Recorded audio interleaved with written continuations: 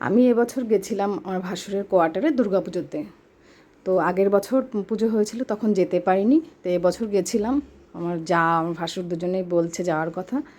তো দেখো, যাওয়ার পরে ওখানে গিয়ে আমি তো যেহেতু অনেক বছর পর গেলাম, 10 বছর পর গেছি, তো আমার তো খুবই ভালো লাগছিলো। আর চেনা জায়গা, আমি ওখানে গিয়ে আগে থাকতামও কিছুদিন করে ভাসুরের ওখানে। তো এবার দেখো বাগানটাকে, দেখো এত সুন্দর বাগানটা। মানে কি ফলের গাছ নেই, আগে যখন যেতাম তখন দেখতাম শুধু ফুল ছিল, এত ফল ছিল, ফলের গাছ ছিল না।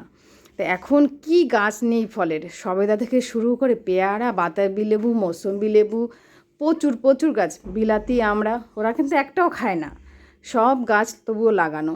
আমি আর আমার মেয়ে ঘুরে ঘুরে বাগানটাকে দেখছিলাম কোথায় কি আছে। আর দেখো এপাশেই খাওয়ার প্যান্ডেলটা হয়েছে, আর ওদের কোয়ার্টারের সামনে হচ্ছে ঠাকুর মন্দিরটা করেছে। তা এত সুন্দর লাগছিল।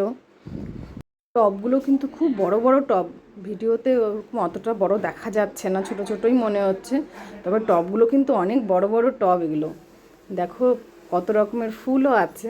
কিছু ফুল যেখানে বাড়ি করা হয়েছে সে বাড়িতে পাঠিয়ে দিয়েছে, আর গাছগুলো এখনও রয়ে গেছে। আর আমার ভাসুর প্রচণ্ড ভালোবাসে এই সমস্ত গাছপালা লাগাতে, ভীষণ ভালোবাসে। আগে তো ফুল লাগাতো, এবার ফলও লাগাচ্ছে। দেখো, আর কোয়ার্টারের গলি রাস্তাগুলো এত সুন্দর হয়, আমার তো ভীষণ ভালো লাগে। তোমাদের আমার এই ভিডিওটা কেমন লাগলো অবশ্যই কিন্তু জানিও।